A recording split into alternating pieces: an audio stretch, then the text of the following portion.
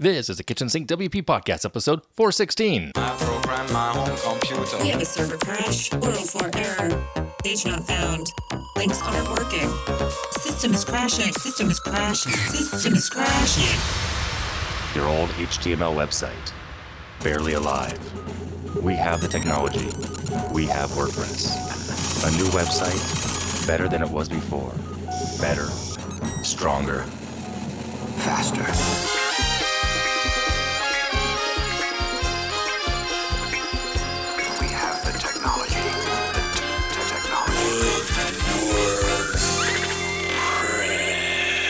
Why, hello everybody, this is Adam Silver, the host of the Kitchen Sink WP podcast. Thanks for being here. Let's get started. All right, upcoming events. There are none next weekend. Virtual or in person, of course.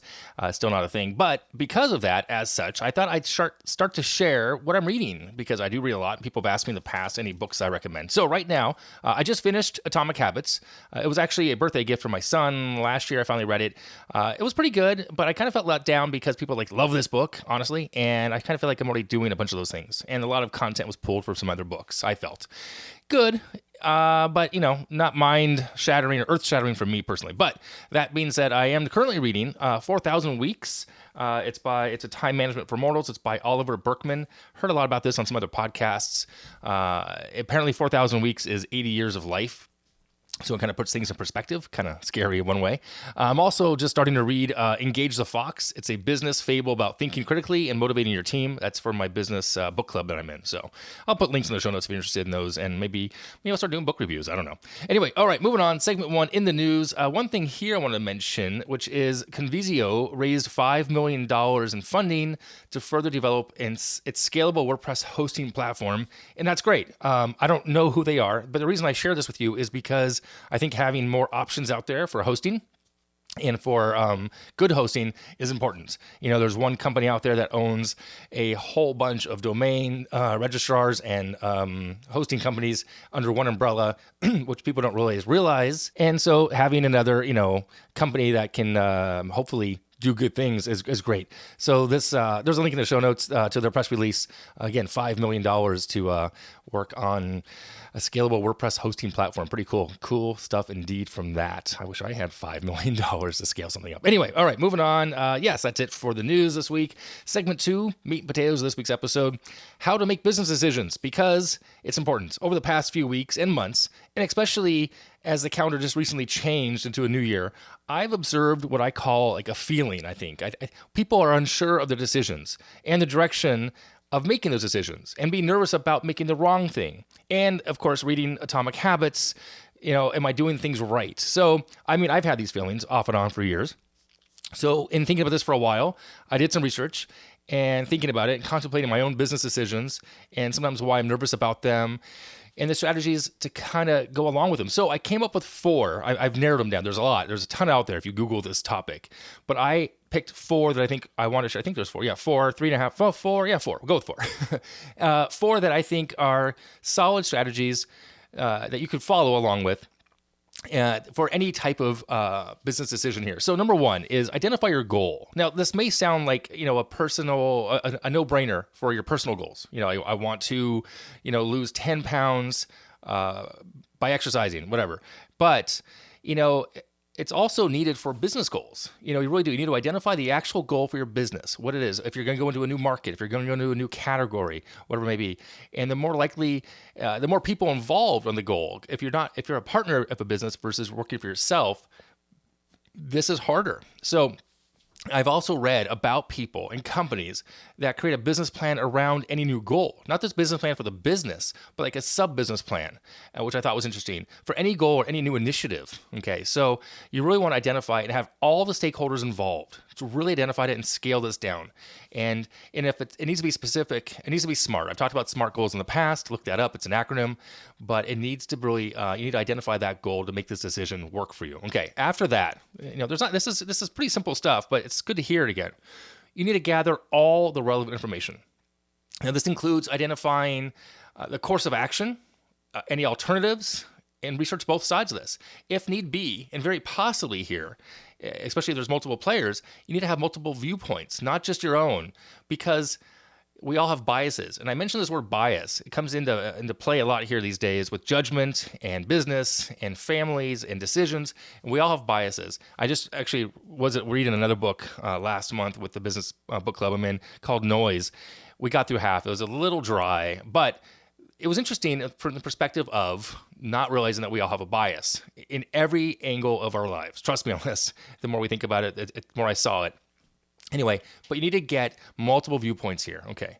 Once you have identified the goal and you've got all the information about this goal, the good, the bad, the ugly, what could happen from here, and presented in multiple viewpoints, you need to evaluate the option, okay?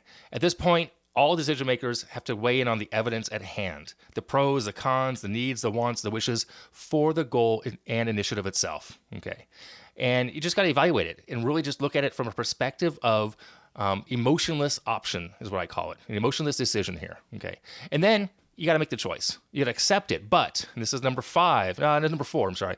You have to accept the choice, make it happen, and then evaluate the decision. Now, I say evaluate the decision, and it's easy to say, well, we'll come back around this next quarter.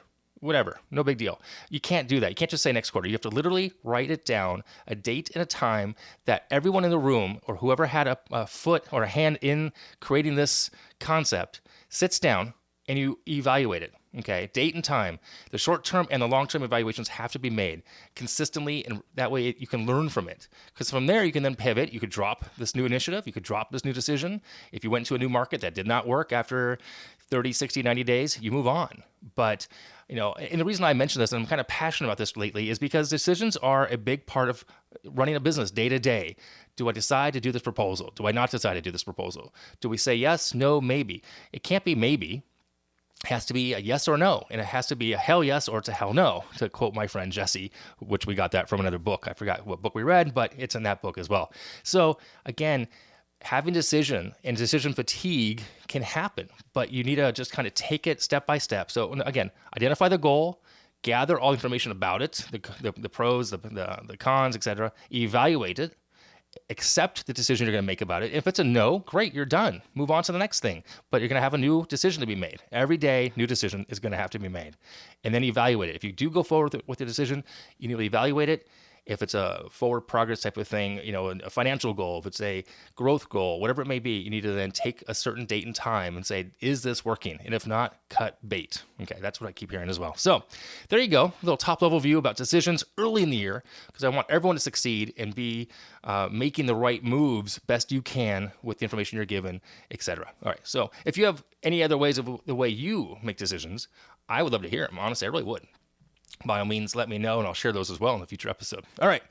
What else? Oh, yeah, that's it for that. Segment 3, tip and tool of the week. This is actually kind of cool. I wanted to share this. I don't know if people know about it. So WordPress.org/photos, there are photos that are free to use. All rights are CCO licensed. What's that stand for, actually? That stands for no rights reserved. They're free to use the photos anywhere for any purpose without need for any attribution. It's Creative Commons 0 is what it stands for. It's over at WordPress.org/photos. There's a new make team for that as well, if I'm not mistaken. And right now, as of this recording, there are 1,489 free photos. And they're nice. They're really nice photos. So check them out if you're looking for photos for your blog, website, etc. And have at it. So there you go. Okay, I'm going to wrap it up here. If you have any questions, go ahead, send it in via email, adam@KitchensinkWP.com, or use the SpeakPipe function on the website. If you want to support the show, become a Patreon. That'd be fantastic. You can also sponsor the show. There's a form on the website. And last but not least, this is episode 416, which indicates, if you divide that by 52, this marks 8 years of a weekly podcast episode that I've produced. So I launched it in March, but the way the calendar works, in 52 weeks out of the year, if you do the math, 52 times 416, or whatever, 416 divided by 52 is 8.